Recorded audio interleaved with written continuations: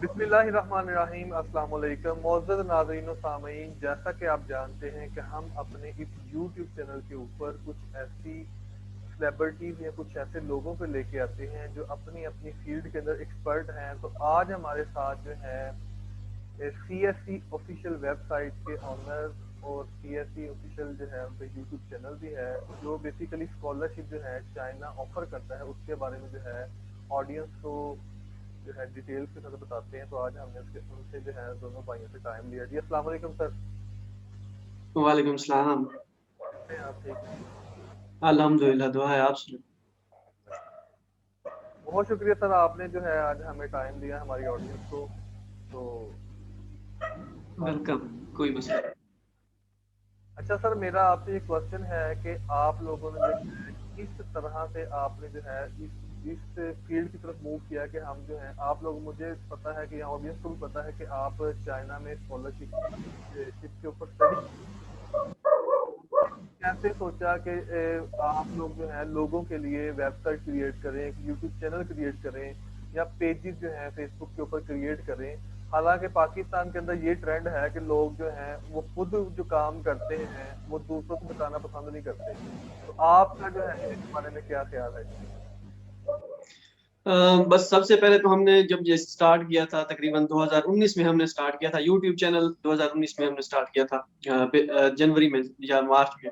उस वक्त तो हम सोच रहे थे कि हम अप्लाई खुद तो कर रहे हैं, तो क्यों ना हो कि जैसे हम अप्लाई कर रहे हैं वैसे ही दूसरों को बताया जाए।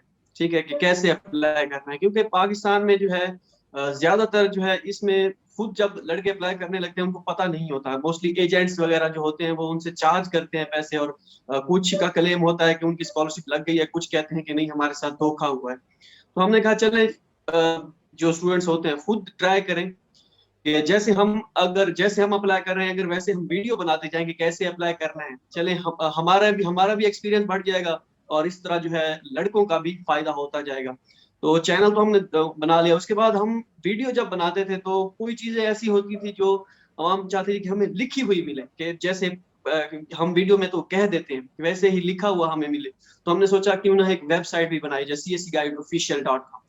तो हमने फिर वेबसाइट बनाई और सारी डिटेल जो है सब की सब वहीं पे हमने अपलोड कर दी। ऑथेंटिक वेब जो है डिटेल, ये नहीं कि कोई उठा ली और ये वो।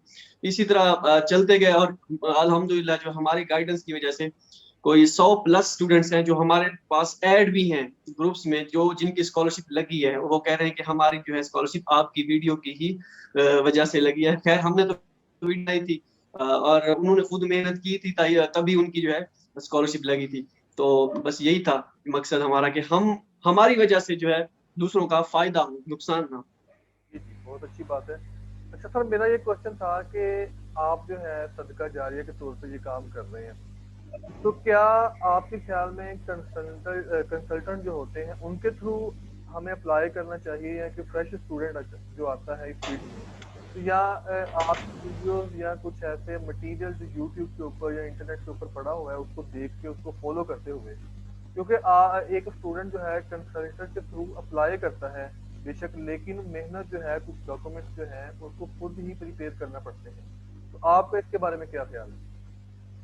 तो इसके बारे में ये है कि पहली बात तो ये है कि सीएससी की जो ऑफिशियल वेबसाइट है ना, वो उन्होंने और चाइना गवर्नमेंट ने क्लियरली जो है यूनिवर्सिटी मेंशन करके अपनी वेबसाइट पे कहती है कि कोई भी हम कंसल्टेंट जो है कबूल नहीं करेंगे, किसी भी कंसल्टेंट को हम कबूल नहीं करेंगे। आप डायरेक्ट जो है वो अप्लाई करेंगे, तभी हम आपकी एप्लीकेशन जो है वो एक्सेप्ट करेंगे। तो इससे तो साफ जाहिर यही होता है कि वो भी किसी कंसल्टेंट को नहीं मानते। स्टूडेंट हम भी यही सजेस्ट करेंगे कि आप जो है डायरेक्ट यूनिवर्सिटी में अप्लाई करें, क्योंकि इसका फायदा यह है कि आपकी पैसों की बचत हो जाएगी और आपको टेंशन भी नहीं होगी कि हमारे पैसे जो है वो जाया होंगे, क्योंकि आपके हर चीज आपके सामने होगी। तो कंसल्टेंट जो होता है वो भी आपसे काम वो ही करवाता है, ठीक है। तो सब चीज आप डॉक्यूमेंट्स खुद टेस्ट करवाते हैं, वो सब करवा के देते हैं। बस उसका काम क्या है, सीएससी के पोर्टल पे जाके अप्लाई करना। तो ये हर कोई कर सकता है, बस अवेयरनेस नहीं है किसी को। अब मैं इसमें दो चीजें ऐड करना चाहूंगा कि क्या एजेंट्स के थ्रू अप्लाई करना चाहिए या नहीं करना चाहिए। ये एक सवाल है कि इसमें दो चीजें हैं। अगर अगर तो कंसल्टेंट जो है ऑथेंटिक, मतलब ऑथेंटिक कह रहा हूँ, अगर तो वो ट्रस्टेड है, कि मीन्स के आपके पैसे वो लेता है, चार्ज करता है, अगर आपके पास अफोर्ड आप कर सकते हैं तो फिर अप्लाई कीजिए। अगर आप कहते हैं नहीं मैं पैसे अफोर्ड नहीं कर सकता उसको देने के लिए, तो फिर आप मत अप्लाई कीजिए। हाँ, अगर वो कुछ कंसल्टेंट होते हैं वो जिनका लिंक होता है, लेकिन ये सीएससी के साथ कोई लिंक नहीं है उनका, यूनिवर्सिटी के साथ हो तो हो, लेकिन इस तरह होता नहीं है मोस्टली। जो है वो कहते हैं हमारे साथ जो है लड़के कहते हैं कि 2 नंबरी हुई है। तो बाकी डॉक्यूमेंटेशन का सवाल, वो कैसे करते हैं क्या करते हैं, कुछ कंसल्टेंट ऐसे होते हैं वो आप हमारी तरह अप्लाई करते हैं खुद आपका, अगर हो गया तो ठीक है, वो कहते हैं एडमिशन हो गया पैसे दे दे, अगर ना हुआ तो फिर ना हुआ, वो जितना चार्ज करते हैं। तो भाई बाकी डॉक्यूमेंटेशन कैसे करनी है, सारी चीजें वो सब कुछ बंदे के अपने हाथ में है, आप खुद भी कर सकते हैं। वो सारी चीजें हमने खुद प्रिपेयर की थी। हमें जो हमारे सीनियर थे, जिनसे हमें गाइडेंस मिली थी, तो वो हमें बताते रहे थे, कोई चीजें हमने हमने भी इंटरनेट से जो है हासिल की थी। तो ये बंदा सारी चीजें खुद कर लेता है, इसमें कोई ऐसी चीजें नहीं है जो बंदा किसी से मतलब कि जो हमसे हमारे हाथ में ना हो, सारी चीजें हमारे हाथ में होती हैं, और वो हमने वेबसाइट पे और यूट्यूब पे बता दी है। जी जी। अच्छा सर, मेरा अगला जी। क्वेश्चन ये है कि आप दोनों भाई जो है चाइना में स्टडी कर रहे हैं, तो कौन कौन सी आपकी मेजर फील्ड्स हैं दोनों की, या कब से जो है, ये कौन सा सेमेस्टर है, और कब से आपने अपने इस जर्नी का जो स्टडी पीरियड है उसका आगाज किया? तो मेजर स्टडी जो है मेरी तो सिविल इंजीनियरिंग है, मास्टर। तो मैंने तो बैचलर की थी 2012 से 16 सेशन था जीसी यूनिवर्सिटी में। तो उसके बाद 3 साल का गैप था, एक्सपीरियंस उसमें लगा। तो ये मेरा कंप्यूटर इसका कंप्यूटर साइंस था और मेरा जो है सिविल इंजीनियरिंग था। तो लाजमी नहीं कि मैंने अप्लाई किया था और मेरा हो गया था, 2 साल मेरी स्कॉलरशिप नहीं लगी, तीसरे साल जाके लगी थी। तो ये थी स्ट्रगल है, क्योंकि पहले साल इस तरीके से था कि हमें कोई डॉक्यूमेंट्स प्रिपेयर करने में मसला हो गया, तो कोई मिसिंग हो गया डॉक्यूमेंट्स, और कोई गलत प्रिंट हो गया, और किसी का टेस्ट सही नहीं हुआ हुआ था। तो इस तरीके से पहला साल जो है हमारा एक्सपीरियंस का गुजरा। तो दूसरे साल फिर अल्हम्दुलिल्लाह हो गया, मेरा तो हो गया, इसका भी हो गया था, लेकिन ये इसका एक मसला बन गया वीजा का, तो वो ये वो नहीं जा सकता। सर मेरा अगला क्वेश्चन आपसे आपसे ये है कि मिनिमम कितनी क्वालिफिकेशन के बाद बंदा जो है चाइनीज यूनिवर्सिटीज में अप्लाई कर सकता है? क्या कुछ ऐसा सिस्टम भी है चाइना में कि जो मिडिल या प्राइमरी के बच्चे जो हैं वहाँ पे उनके स्कूल्स में अप्लाई कर सकें स्कॉलरशिप के लिए? ऐसा भी कोई सिस्टम है वहाँ पे? नहीं, ऐसा कोई सिस्टम सिस्टम नहीं है। मिनिमम क्वालिफिकेशन आपके पास इंटरमीडिएट हो, चाहे वो एफएससी हो, मेडिकल नॉन मेडिकल हो, डिप्लोमा हो, इलेक्ट्रिकल मैकेनिकल सिविल, या जिसका भी हो ये। और लेकिन ये जिन्होंने मैट्रिक इंटरमीडिएट की होती है, मैट्रिक और ये इसको भूल जाएं, मिनिमम जो है एफएससी या इस तरह। तो लेकिन जब ये इंटरमीडिएट वाले अप्लाई करते हैं बैचलर के लिए, उनके वो कहते हैं उनके जितने भी कोर्सेज होते हैं वो चाइनीज में होते हैं, और उन चाइनीज के लिए जो है फिर एचएस के उनका एक सर्टिफिकेट होता है, जैसे आइट्स जो होता है इंग्लिश का, वैसे उनका एचएस के सर्टिफिकेट होता है चाइनीज का, वो आपने उनको एचएस के 4 लेवल देना होता है उनके। वो कहते हैं कि ये आपके पास है तो तभी जो है आप एप्लीकेबल हैं, नहीं तो नहीं है। ठीक हो गया। इट मीन्स कि अगर आपके पास है तो आप अप्लाई करें, वरना ना करें बैचलर के स्टूडेंट्स। हाँ, चाइनीज में करना चाहते हैं तो फिर अप्लाई कीजिए, हो गई तो हो गई, नहीं तो होता बड़ा मुश्किल है। बाकी मास्टर जैसे बैचलर की हमारे बीएस है, 4 साल की बीएस होती है, ठीक है, या 2 साल की बीएससी और 2 साल की एमएससी, 16 ईयर एजुकेशन, वो स्टूडेंट और पीएचडी के लिए जो मैक्सिमम जो है, जो इससे ऊपर जो है सब अप्लाई कर सकते हैं। वो उनके लिए इंग्लिश में भी मेजर होते हैं, चाइनीज में भी होते हैं। आप उन यूनिवर्सिटीज को टारगेट करें जिनमें मेजर जो है इंग्लिश में होते हैं, चाइनीज को छोड़ दें। इसी तरह आप कर सकते हैं अप्लाई। अच्छा सर, मेरा क्वेश्चन आपसे ये है कि अगर जो है एक बंदा, एक स्टूडेंट जो है, उसने अभी अपने जो है इंटरमीडिएट क्लियर किया है, तो क्यों क्या कौन कौन से प्रोसीजर या कौन से स्टेप जो है उसको फॉलो करने चाहिए विदाउट कंसल्टेंट? हाँ, उसके इंटरमीडिएट अभी किया है तो अब जब करेगा अप्लाई तो डेफिनेटली वो डिमांड करेंगे कि ये सर्टिफिकेट हमें चाहिए। जी जी। तो वो सर्टिफिकेट उसके पास नहीं होगा, चाइनीज एचएस के सर्टिफिकेट, तो वो अप्लाई अब नहीं कर सकेगा। हाँ, आइंदा आने वाले साल में, जैसे अब 31 मार्च मोस्टली यूनिवर्सिटी की डेडलाइन है स्कॉलरशिप की, आइंदा आने वाले 31 मार्च में, उससे पहले दिसंबर तक उसके पास एचएस के वो कर लेता है चाइनीज लैंग्वेज का टेस्ट, ठीक है, फिर वो जो है एप्लीकेबल है और फिर वो अप्लाई कर सकता है। बाकी सारे डॉक्यूमेंट जैसे जितने रिक्वायर्ड होते हैं तो वो सारे अपने प्रिपेयर करके खुद ही अप्लाई कर सकता है। मेन चीज होती है एचएस के टेस्ट, अगर वो है तो डॉक्यूमेंट्स अपने तैयार कर, रिकमेंडेशन लेटर, इंग्लिश प्रोफिशिएंसी, जितने भी होते हैं डॉक्यूमेंट्स रिक्वायर्ड, वो प्रिपेयर करके अपना ऑनलाइन फॉर्म सबमिट करे और वेट करे रिजल्ट का, बस। अच्छा सर, मेरा अगला क्वेश्चन आपसे ये है कि जैसा कि हम जानते हैं कि एक्सेप्टेंस लेटर जो है उसके लिए जब हम मेल्स करते हैं, ईमेल करते हैं प्रोफेसर को, तो प्रोफेसर का रैंक कौन सा होना चाहिए? क्या वो लेक्चरर, एसोसिएट, असिस्टेंट या प्रोफेसर? इसमें से अगर लेक्चरर, मिनिमम लेवल कौन सा होना चाहिए और मैक्सिमम लेवल जो है प्रोफेसर का कौन सा होना चाहिए जिसको हम जो है एक्सेप्टेंस के लिए ईमेल्स करते हैं? इसके इसके लिए तो पहले तो आप देखिए प्रोफेसर और एसोसिएट प्रोफेसर, ठीक है, डीन हो डिप्टी डीन हो कोई भी हो चल जाएगा।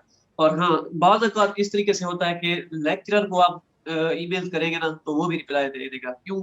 मैं उसकी वजह बताता हूँ। चाइनीज की कुछ ऐसी वेबसाइट्स होती हैं कि वो जो अपडेट हुई होती है वो 2015 2017 तो इस तरीके से जो है वो अपडेट हुई होती है। 2019 20 21 जो भी है, तो इस मंथ में आके, इस ईयर में आके जो है अपडेट नहीं हुई होती, तो उनका जो डेजिग्नेशन होता है वो लेक्चरर ही लिखा होता है। तो आप मेल्स करें, लेक्चरर को भी करें, प्रोफेसर को भी करें, एसोसिएट प्रोफेसर को भी करें, प्रिंसिपल, डी डिप्टी डीन सबको करें। तो वेट करें, अगर आपकी प्रोफाइल से वो मुतमईन हुआ तो आपको एक्सेप्टेंस लेटर दे देगा। ठीक है। अच्छा सर, मेरा इसी में से एक क्वेश्चन ये है कि एक स्टूडेंट जो है, जो फ्रेश जो है मास्टर्स करता है, ग्रेजुएशन करता है, तो वो अपने अदारे से जो रिकमेंडेशन लेटर लेता है, अगर उसके यूनिवर्सिटी में जो जिस बंदे से वो रिकमेंडेशन ले रहा है, अगर वो लेक्चरर है या असिस्टेंट प्रोफेसर है, तो क्या उनका रिकमेंडेशन लेटर वैलिड होगा कि नहीं? वो जो चाइना की यूनिवर्सिटी वाले, उनकी जो डिमांड है वो कहते हैं कि एसोसिएट प्रोफेसर हो या प्रोफेसर हो, इससे कम लेक्चरर, असिस्टेंट प्रोफेसर। हमारे यहाँ पाकिस्तान में तो असिस्टेंट प्रोफेसर बहुत बड़ा होता है, वो असिस्टेंट प्रोफेसर है। लेकिन उनके यहाँ वो कहते हैं नहीं, ये नहीं चलेगा, आप एसोसिएट का प्रोफेसर लाएं, हेड ऑफ डिपार्टमेंट का लाएं, या डीन का लाएं, रजिस्ट्रार का लाएं। तो इस तरह जो है वो लाएं, असिस्टेंट प्रोफेसर और लेक्चरर के ना लाएं। अगर नहीं है तो फिर आप कोशिश करें कि फिर उन यूनिवर्सिटी में, अपनी यूनिवर्सिटी में फाइंड करने की कोशिश करें, नहीं तो फिर उन्हीं से बनवा लें। जाएंगे, लेकिन कुछ कह नहीं सकते। उनकी जो रिक्वायरमेंट है वो एसोसिएट प्रोफेसर और प्रोफेसर। जी जी। सर, अगर यूनिवर्सिटी के अंदर उस डिपार्टमेंट में अगर लेक्चरर और असिस्टेंट प्रोफेसर ही हो उस डिपार्टमेंट में, तो फिर स्टूडेंट जो है क्या करें? क्या उसी का जो है रिकमेंडेशन लेटर चल जाएगा या उसको डिफिकल्टी फिर स्टूडेंट को जो होगी? नहीं, कोई डिफिकल्टी इतनी ज्यादा नहीं है, चल जाएगा, कोई इश्यू नहीं है। क्योंकि जेन्युइन रीजन है तो वो आप उनको बता सकते हैं कि भाई ये वाला इशू है, तो हो सकता है कोई इशू ना बने। इस तरह का कोई इशू नहीं है। अच्छा सर, मेरा अगला क्वेश्चन आपसे ये है कि जब एक स्टूडेंट जो है चाइनीज यूनिवर्सिटी को सर्च आउट करता है, तो उसको कौन सी अथेंटिक कोई ऐसी वेबसाइट है कि जिसके ऊपर जो है एक स्टूडेंट को कंप्लीट डिटेल मिल सके, कि उसको जो है यूनिवर्सिटी के डिपार्टमेंट जो है अलग मिल सके, सेपरेटली मिल सके, और प्रोफेसर की जो है ईमेल उसको आसानी के साथ उसको एक्सेस कर सके? तो क्या ऐसी कोई वेबसाइट भी है या यूनिवर्सिटी की रैंडमली हर एक वेबसाइट के ऊपर जाके उसके ऊपर जो है उसको सर्च करना चाहिए? अगर तो स्टूडेंट उसके ऊपर सर्च करता है वन बाय वन, तो उसको जो है डिपार्टमेंट या प्रोफेसर की ईमेल्स नहीं मिलती, तो क्या कोई एक बेस्ट वे आप बता सकते हैं इसके बारे में? एक तो जैसे आपने आपने कहा कि वो वन बाय वन सर्च करे, वन बाय वन सर्च करेगा तो काफी उसका टाइम कंज्यूम होगा। इससे वो ये एक बेहतर तरीका है, ठीक है, वन बाय वन सर्च करें। लेकिन हमने अपनी वेबसाइट, हमारी जो वेबसाइट है cscartificial.com, हमने वहां पे कोशिश की है। काफी सारी यूनिवर्सिटीज हैं जिनकी हमने फैकल्टी लिंक उसमें डाल दिए हैं कि ये यूनिवर्सिटी है, इसमें ये वाला डिपार्टमेंट है, और इस लिंक पे क्लिक करें, आप अपनी फैकल्टी पे पहुंच जाए। स्पोर्ट्स का अगर आपका डिपार्टमेंट है, आपका केमिस्ट्री है, फिजिक्स है, तो वो डायरेक्ट जैसे ही उस डिपार्टमेंट पे क्लिक करता है वो प्रोफेसर की ईमेल तक रसाई हासिल कर लेता है। नहीं तो अगर ये नहीं करना तो उनकी वेबसाइट जो है, इसके अलावा और कोई ऐसी वेबसाइट नहीं है जैसे आपको सारी फैकल्टी एक ही वेबसाइट से मिल जाएंगी, नहीं। ठीक है, वन बाय वन अगर आप ओपन करेंगे उनके स्कूल एंड डिपार्टमेंट्स, कॉलेजेस वाला ऑप्शन खोल के उसमें, तो ये काफी सारा लंबा काम है। उससे बेहतर ये है कि हमारी वेबसाइट पे अगर आप जाएं तो प्रोफेसर ईमेल्स की एक कैटेगरी है, तो उसमें आपको सारी चीजें वो मिल जाएंगी। हम आहिस्ता आहिस्ता जो कुछ यूनिवर्सिटीज रह गई है वो अपडेट कर रहे हैं, क्योंकि कुछ चाइनीज की यूनिवर्सिटीज ऐसी हैं उनकी उनमें प्रोफेसर की ईमेल बड़ी मुश्किल होती ही नहीं है। तो वो सारी चीजें हम इंशाल्लाह कोशिश कर रहे हैं। जी जी, बिल्कुल ठीक बताया आपने। अच्छा सर, मेरा अगला क्वेश्चन आपसे ये है कि अगर एक स्टूडेंट जो है ईमेल किसी प्रोफेसर को करता है, तो उस ईमेल का सब्जेक्ट क्या होना चाहिए और उस ईमेल का जो है डिटेल्स के अंदर कौन सी चीज़ें ऐड होनी चाहिए, और क्या उस ईमेल के साथ हमें अपनी सीवी और जो है रिसर्च प्रपोजल भी ऐड करना चाहिए, अटैच करना चाहिए इसके साथ? इसका ये है कि आप सब्जेक्ट में लिखे रिक्वेस्ट फॉर सुपरविजन या रिक्वेस्ट फॉर एक्सेप्टेंस लेटर, तो ये दोनों अच्छे हैं अगर आप लिखें तो। और बॉडी भी आप ये लिखे कि अपनी सर के मैं इस डिपार्टमेंट में अप्लाई करना चाहता हूँ, आपकी प्रोफाइल मैंने देखी है और आपका जो रिसर्च डायरेक्शन है, रिसर्च इंटरेस्ट है, वो मेरे से मैच करता है, मैं इसको लाइक करता हूँ, तो आप मुझे एक्सेप्टेंस लेटर एक इशू कर दें। तो मैं आपके एक्सेप्टेंस लेटर से अप्लाई करूंगा तो स्कॉलरशिप सीएससी मेरी जो है वो कवर करेगी। तो इसके आपके अंडर में पढ़ना चाहता हूँ, ये चीज ठीक है। और दूसरा, सीवी, अपनी सीवी अगर आप PhD कर रहे हैं तो अगर आप रिसर्च प्रपोजल ऐड करना चाहते हैं तो कर सकते हैं, कोई इशू नहीं है। तो सीवी और रिसर्च प्रपोजल या स्टडी प्लान कोई भी आप अपलोड कर सकते हैं। ठीक है।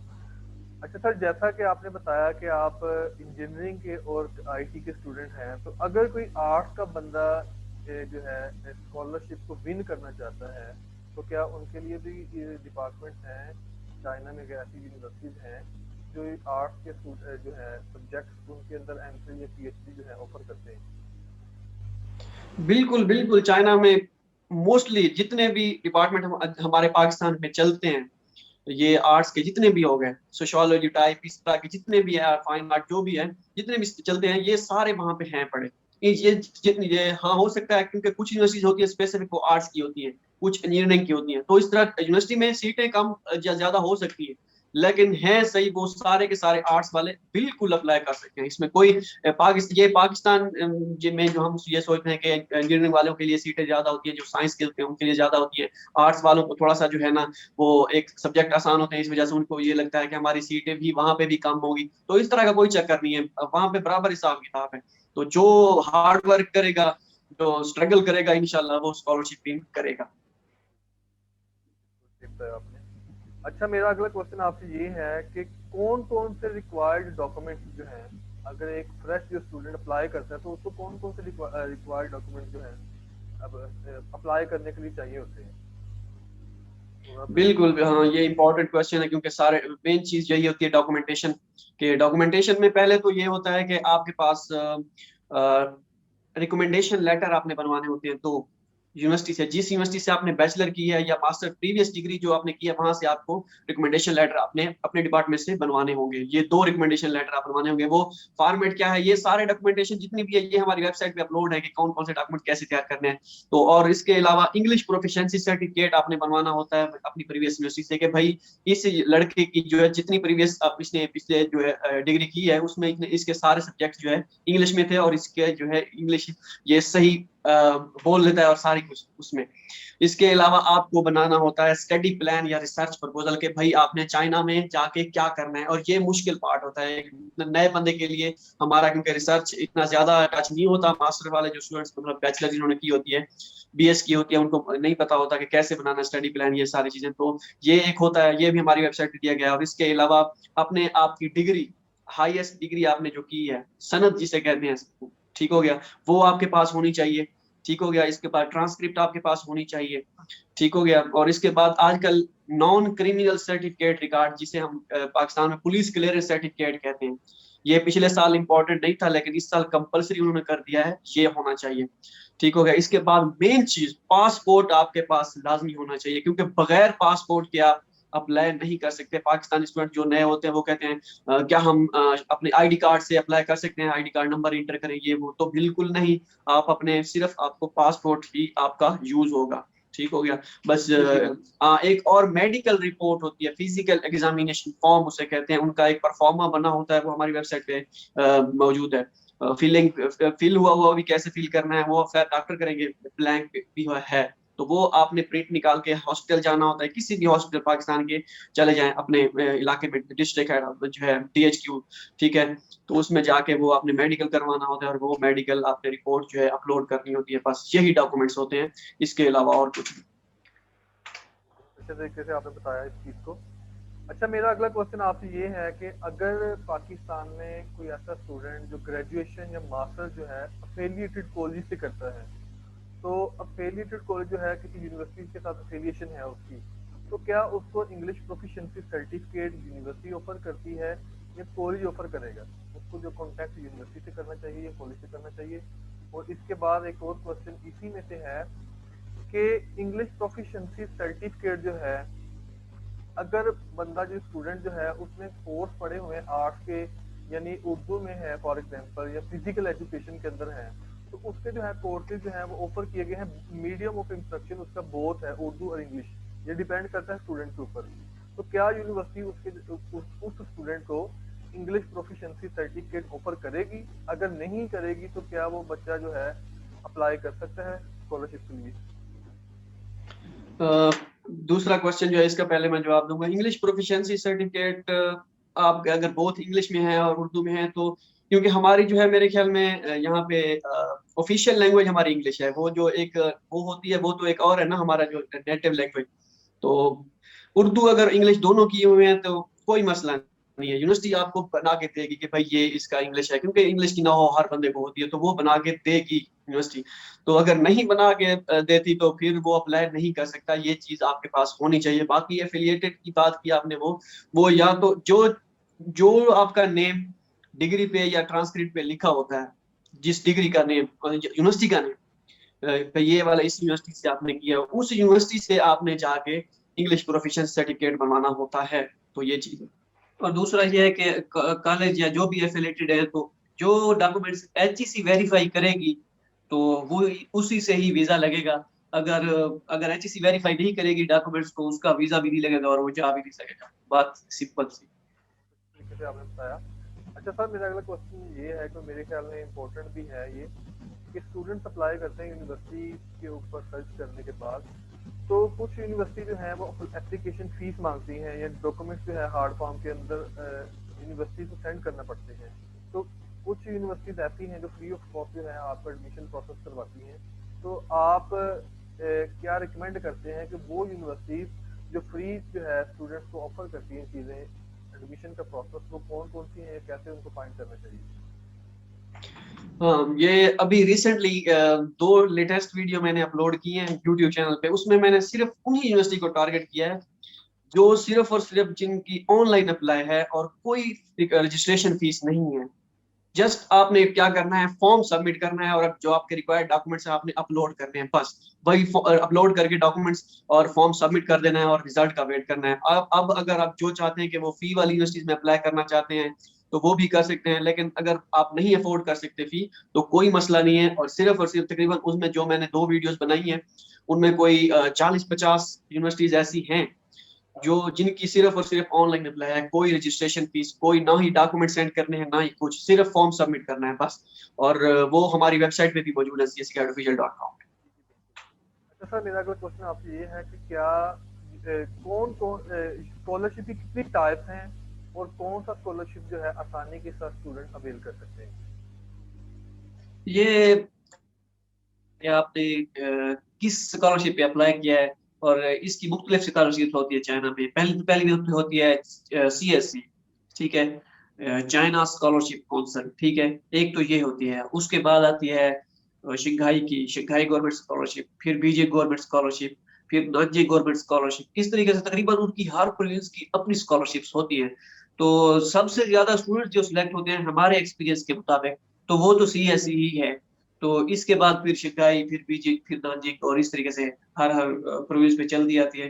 तो ये आप पे डिपेंड करता है कि अगर आपके पास प्रोफेसर का एक्सेप्टेंस लेटर है और यूनिवर्सिटीज में सीट्स हैं तो आप अप्लाई करें उन जगह में, तो इंशाल्लाह आपको जरूर स्कॉलरशिप मिलेगी। इसमें मैं एक कुछ चीज ऐड करना चाहूंगा। CSC जो है उसकी भी अब 2 टाइप्स हैं स्कॉलरशिप्स की, एक टाइप A है और एक टाइप B है।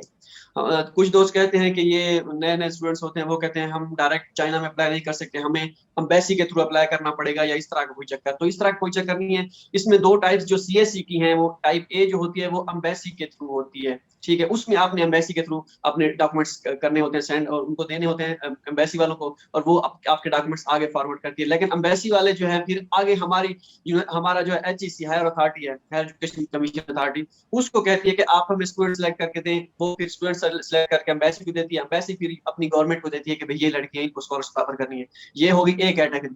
बी कैटेगरी जो होती है वो डायरेक्ट आपका पाकिस्तान में या इनके किसी इंस्टीट्यूट इदारे के साथ, कोई ऑर्गेनाइजेशन के साथ कोई किसी किस्म का ताल्लुक नहीं होता, डायरेक्ट आपने चाइना की यूनिवर्सिटी में ही अप्लाई करना होता है। इसके बाद जो है जैसा इन्होंने बताया प्रोविजनल स्कॉलरशिप होती है, यूनिवर्सिटी की अपनी स्कॉलरशिप होती है, तो काफी सारी स्कॉलरशिप होती है वहाँ पे। जी जी, बहुत अच्छे तरीके से आपने बताया।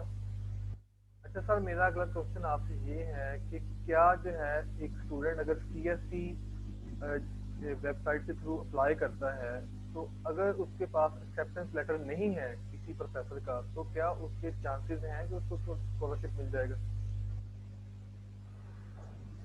सॉरी दोबारा करें क्वेश्चन ये। अगर किसी स्टूडेंट के पास एक्सेप्टेंस लेटर नहीं है प्रोफेसर का, तो क्या चांसेस हैं कि उसको एडमिशन मिल जाएगा? बिल्कुल डेफिनेटली मिल जाएगा। एक्सेप्टेंस लेटर मैंडेटरी नहीं है, लाजमी नहीं है, ये एक ऑप्शनल होता है, ये एक ऑप्शनल चीज होती है। पहले मैं आपको ये भी बता दूं कि एक्सेप्टेंस लेटर होता क्या है, क्योंकि इसके बारे में हमने मेरे ख्याल में नहीं डिस्कस किया। एक्सेप्टेंस लेटर यही होता है कि आपने चाइनीज में प्रोफेसर को आपने मेल करनी है, उनको बताना है कि मैं आपकी सुपरविजन के अंडर जो है काम करना चाहता हूँ, पढ़ना चाहता हूँ, आप मेरे सुपरवाइजर होंगे, तो मुझे एक लेटर इशू करें। वो आपको लेटर इशू करेगा, तो वो फिर आपने डॉक्यूमेंटेशन के साथ सेंड करना होगा उनको या अपलोड करना होगा। तो अगर आपके पास वो एक्सेप्टेंस लेटर नहीं है, आपको नहीं मिलता, तो कोई मसला नहीं है, आपका एडमिशन हो जाता है।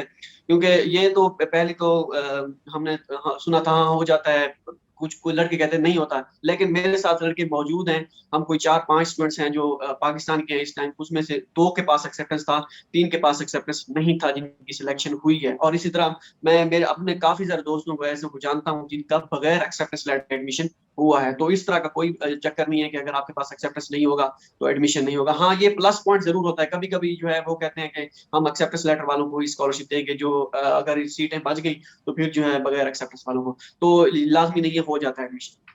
जी जी, बहुत बहुत अच्छे तरीके से आपने बताया। अच्छा सर, मेरा अगला क्वेश्चन आपसे ये है कि चाइना के अंदर रहते हुए अगर बीइंग ए मुस्लिम, क्या हमें कोई इन्वायरमेंट इफेक्ट करता है वहाँ का, या हमें कोई पाबंदी या डिपेंडेंट या कुछ इस तरह से इफेक्ट करती है चीज़ें वहाँ पे? देखिए पहली बात तो ये है कि जब हम किसी दूसरे मुल्क में जाते हैं तो हमें फिर उन्हीं के ही रूल को फॉलो करना होता है। अब कोई पाकिस्तान भी आएगा तो पाकिस्तान के ही रूल्स को फॉलो करेगा, ठीक है। तो इसी तरह हमें भी वही ही करना पड़ता है जो उनकी हुकूमत चाहती है। जैसे कि अब वहाँ पे मस्जिद होती है तकरीबन हर जो है ना सिटी में मस्जिद होती है, तो हर कोई पढ़ने जा सकता है नमाज वगैरह। लेकिन मस्जिद के सॉरी यूनिवर्सिटी के आप कहें कि यूनिवर्सिटी के बाहर हम जो है अपना जो भी एक्टिविटी है इस्लामिक वगैरह जो भी हम करना चाहें इस तरीके से वो करें, लेकिन इस तरीके से वो इजाजत नहीं देते। हाँ, जो एक्टिविटी आप अपने रूम पे करना चाहें कुछ भी कर सकते हैं आप अपने रूम में, इसके अलावा बाहर आप कुछ नहीं कर सकते। वैसे इतना बड़ा इशू होता नहीं है, कोई आपको कुछ कहता नहीं है, बस हमें फिर एहतियात करनी होती है और हमें उनके रूल्स को फॉलो करना होता है। अच्छा सर, जैसा कि आपने बताया था कि अगर एक स्टूडेंट यहाँ से स्टडी करने जाता है चाइना में, तो उसको जो है 1 साल जो है वो अपनी लैंग्वेज सिखाते हैं, तो क्या चाइनीज लैंग्वेज डिफिकल्ट है? एक नॉर्मल पर्सन जो है, एक स्टूडेंट, वो सीख लेता है 1 साल के अंदर? और कितने लेवल तक वो जो है वो अचीव कर सकते हैं एचएस के 1 2 3 या? ये ये आप पे डिपेंड करता है, जितनी आप मेहनत करेंगे उतना जल्दी आप ये अचीव कर सकेंगे। तो 1 साल में आप HSK 4 तो आराम से कर सकते हैं इजीली, अगर आप वर्क करें, हार्ड वर्क करें तो कर सकते हैं। तो 2 सालों में HSK 5 भी कर सकते हैं, कोई इतना बड़ा मसला नहीं है। बस ये डिपेंड करता है कि हम कितनी मेहनत करेंगे तो हमें से ये पास होगा। अच्छा सर, ये भी सुनने में आ रहा है कि कोविड-19 की वजह से प्रोफेसर जो हैं एक्सेप्टेंस लेटर जो है स्टूडेंट्स को ऑफर नहीं कर रहे, तो क्या इसमें नहीं किसी नहीं, दिक्कत है? और इसमें क्या ये चीज यहाँ अभी जो है फिजिकल क्लासेस के चांसेस हैं कि ऑनलाइन सिस्टम ही अभी जो है चलेगा? नहीं, ये जो कोविड वाला है ये सभी फिलहाल ये मनगढ़ंत बातें हैं, ये फेसबुक सोशल मीडिया से यहाँ पे चल रही होती है, इसकी इसका कोई भी जो है मैं तो इसको नहीं सराहता कि ये ठीक है। बहरहाल ये है कि कह सकते हैं आप 5 से 10% के हो सकता है इस तरीके से, लेकिन 90% तो यही है कि स्टूडेंट्स जो एक्सेप्टेंस लेटर ले रहे हैं जैसे पिछले साल उससे पिछले साल लेते थे उसी तरीके से ही एक्सेप्टेंस लेटर लेते आ रहे हैं। और दूसरा आपने फिजिकल क्लासेस का कहा है, तो सितंबर 2021 तक तो इम्पॉसिबल है जाना, ठीक है, क्योंकि यूनिवर्सिटीज ने, हमारा तो ये सेमेस्टर ऑनलाइन हो रहा है, तो इनका तो स्केड्यूल भी आ गया कि स्टार्ट होने जा रही है क्लासेस मार्च में ही, तो ये सेमेस्टर तो यहीं पे ही है, उसके बाद 2 महीने छुट्टियां होंगी, तो सितंबर 2021 तक तो कुछ नहीं कहा जा सकता, उसके बाद का फिर देखते हैं कि क्या लाए, मतलब वो क्या करते हैं। तो सर मेरा अगला क्वेश्चन आपसे ये है कि अगर एक स्टूडेंट पाकिस्तान से या किसी भी सब कॉन्टिनेंट से स्टडी करने चाइना में जाता है, तो वो अपनी डिग्री कंप्लीट करने के बाद वो अपने कंट्री में आके जॉब करे, या वहाँ पे क्या चाइनीज उसको ऑफर करते हैं जॉब की, या उस डिग्री की जो चाइना से करके आ रहा है, क्या उसकी उस डिग्री की पाकिस्तान के अंदर वैल्यू ज्यादा होगी एज कम्पेयर टू कि एक बंदा पाकिस्तान से पीएचडी कर रहा है, तो उसको कंपेयर किया जाए चाइना वाली पीएचडी के साथ। ये काइंडली थोड़ा सा इसके बारे में बता दो। बिल्कुल बिल्कुल, वहां पे अगर आप जॉब करना चाहें, मास्टर करने के बाद, एम मतलब मींस के एमएस एमफिल जो भी है करने के बाद, पीआईडी करने के बाद करना चाहें, तो बिल्कुल जॉब्स के मौके वहां पे हैं। मेरे दोस्तों ने अभी रिसेंटली वहीं पे ये जो जुलाई गुजरा है, जुलाई 2020, इनमें उनकी ग्रेजुएशन कंप्लीट हुई है, ग्रेजुएशन कह रहा हूँ मतलब डिग्री कंप्लीट हुई है, और उन्होंने वहां पे जॉब भी स्टार्ट कर दी है, और अल्हम्दुलिल्लाह उनका अच्छा खासा पैकेज है। ठीक है, कुछ जॉब वहां पे करना मुश्किल नहीं है, बिल्कुल इजी मिल जाती है, लेकिन फिर यही है कि स्ट्रगल करनी पड़ती है। और दूसरा कि पाकिस्तान में आने के बाद डिग्री की वैल्यू होगी या नहीं होगी, तो भाई डेफिनेटली है। मैं कुछ दोस्तों को जानता हूँ जो वहां से करके आए, और उनका ये पाकिस्तान की जो अच्छी मतलब है प्राइवेट यूनिवर्सिटी, लेकिन अच्छी जो है जैसे नस्ट वगैरह इसमें वो पढ़ा रहे हैं वहां पे, कोई मसला नहीं बना। और बिल्कुल ऐसा ही है कि वहां से अगर आप करके आएंगे तो आपको जो आपकी डिग्री को वैल्यू मिलेगी। मेन चीज जो होती है रिसर्च होती है, और ये डिग्री का टैग भी होता है कि चाइना से करके आए, तो बिल्कुल डेफिनेटली फायदा होगा और होता है। अच्छा सर मेरा अगला क्वेश्चन आपसे ये है कि डिग्री जो है उसकी वैल्यू जो है, आप जैसा कि आपने बताया कि अगर बंदे के पास नॉलेज है, रिसर्च वर्क है, तो वो बंदा खुद ही वैल्यू बनाता है, तो क्या पाकिस्तानी डिग्री और चाइनीज डिग्री, जैसा कहते हैं ना चाइना की चीजें जो है कुछ देर ही चलती हैं, तो क्या इस चीज का इफेक्ट डिग्री के ऊपर भी पड़ता है इस चीज का, या अक्सर स्टूडेंट नहीं नहीं, लोग जो है प्रेफर करते हैं यूरोप को, चाइना की तरफ मूव करना जो है कम प्रेफर करते हैं। तो बेसिकली हमारा सेशन करने का भी मकसद यही है कि ऑडियंस को हम अवेयरनेस दें कि काइंडली आप इस साइड की तरफ मूव करें। जी आप। बिल्कुल। एक यूरोप वाला क्रेज तो हर बंदे को होता है कि मैंने यूरोप जाना है ये वो, लेकिन पाकिस्तान हमारे जो है ज्यादातर जो हमारा मिडिल क्लास तबका है वो अफोर्ड नहीं कर सकता वहां पे जाना। जो जाने वाले होते हैं वो वहां पे जाते हैं, और स्कॉलरशिप के बगैर भी वहां पे सेल्फ पे भी पढ़ते हैं। लेकिन हमको जो है स्कॉलरशिप चाहिए होती है, और इजी मेथड चाहिए होता है अप्लाई करने का और स्कॉलरशिप हासिल करने का, और मेन चीज होती है डिग्री की वैल्यू भी। तो वो सारी की सारी चीजें चाइना में आपको मिल जाएंगी, स्कॉलरशिप मिलेगी, डिग्री की वैल्यू भी होगी, बनिस्बत उनके जो यूरोप से करके आते हैं वो तो होते ही हैं। लेकिन मैं कुछ ऐसे भी बंदों को जानता हूँ जो यूरोप से करके आए हैं, लेकिन अभी तक वो जो है ना वो भी यही कह रहे हैं कि हमें जॉब का थोड़ा सा पाकिस्तान में मसला है। तो अगर उनको है तो फिर आप कुछ भी कह सकते हैं। तो चाइना में तो फिर चाइना है ना, जो ये कोई चक्कर नहीं है कि डिग्री उनके चाइना का जो है ये थोड़े दिन दिन चलते हैं, ये माल जो होता है ये वो, इस तरह का कोई चक्कर नहीं है। मेन चीज जो है आपके अपने हाथ में होती है। अच्छा सर मेरा अगला क्वेश्चन ये है कि हम चाइनीज प्रोफेसर की जब आईडी फाइंड करते हैं तो हमें वहाँ पे ऑप्शन आता है उनके फ़ोन नंबर का भी, फ़ोन नंबर और ईमेल एड्रेस। तो अगर हम डायरेक्टली उनके फ़ोन नंबर के ऊपर कांटेक्ट करना चाहें तो क्या हम कर सकते हैं, और क्या हमें लैंडलाइन नंबर यूज़ करके पिक्चर नंबर यूज़ करके हम उनके साथ कांटेक्ट कर सकते हैं, या कैसे करना चाहिए, और क्या ये पॉजिटिव इम्पैक्ट जाएगा उनके ऊपर कि हमारे जो है इस चीज़ का नेगेटिव इम्पैक्ट आएगा इस चीज़ का। तो इसका मैं तो आपको ये, अगर आप करना चाहते हैं कॉल कॉल करें अपने ही मोबाइल से करें सिंपल, तो कोई मसला नहीं है। लेकिन अगर आप चाइनीज में करेंगे ना तो उसकी वर्थ थोड़ी सी ज्यादा होगी। क्यों? क्योंकि वो समझेगा कि ये मेरे जो है लैंग्वेज को समझता है, और मेरे साथ अगर मैं इसको लेटर दे दूं या इसके साथ जो कम्युनिकेशन करूं, तो मेरे साथ जो ये इजी रहेगा, और हम जो है अच्छा वर्क कर सकेंगे। तो मैं तो आपको ये सजेस्ट करूंगा, अगर आप कॉल करते हैं तो चाइनीज में ही स्टार्ट करें काम से, ताकि इम्पैक्ट अच्छा पड़े।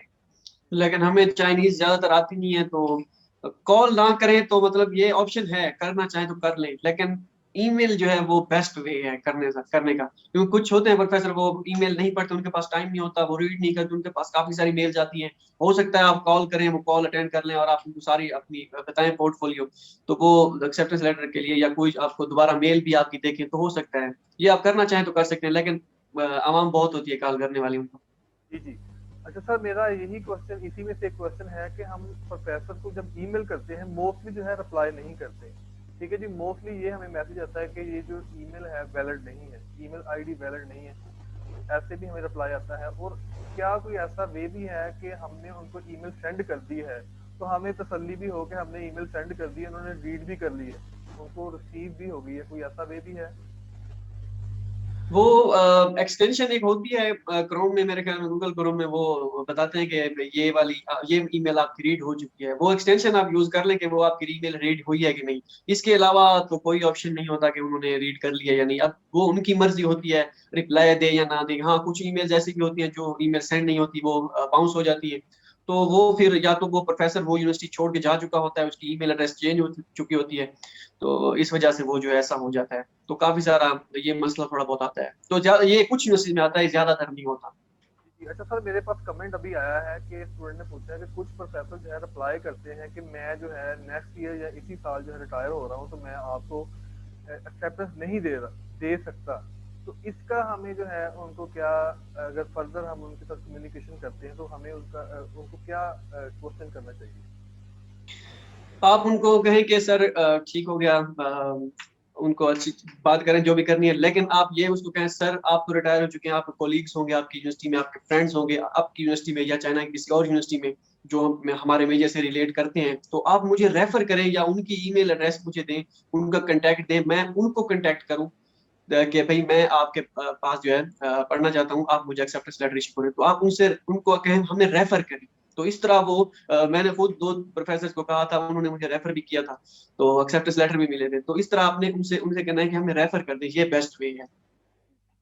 जी सर, बहुत शुक्रिया, आपने जो है एक अच्छे तरीके से हमारी ऑडियंस को, हमारे देखने वालों को अच्छे तरीके से गाइड किया। तो एट दी एंड अगर आप हमारे चैनल के बारे में कुछ कहना चाहें तो अपने कमेंट्स जो है आप कर सकते हैं। जबरदस्त, आप अच्छा काम कर रहे हैं, जबरदस्त। मैं सराहता हूँ आपके काम को, और इसी तरह जो है अपने काम को कैरी कीजिएगा, इंशाल्लाह एक दिन आएगा बहुत अच्छा। ये आपका जो है कारवान जो है आगे चलता चलता चलता जाएगा इंशाल्लाह। बहुत शुक्रिया सर, आपने हमें टाइम दिया। इंशाल्लाह अल्लाह ताला ने मोस्ट कबूल वेलकम। किया तो इंशाल्लाह आपकी खिदमत से जो है मज़ीद फ़ायदा हासिल करेंगे। तो इंशाल्लाह नेक्स्ट टाइम। इंशाल्लाह, जज़ाकल्लाह। ओके, अल्लाह।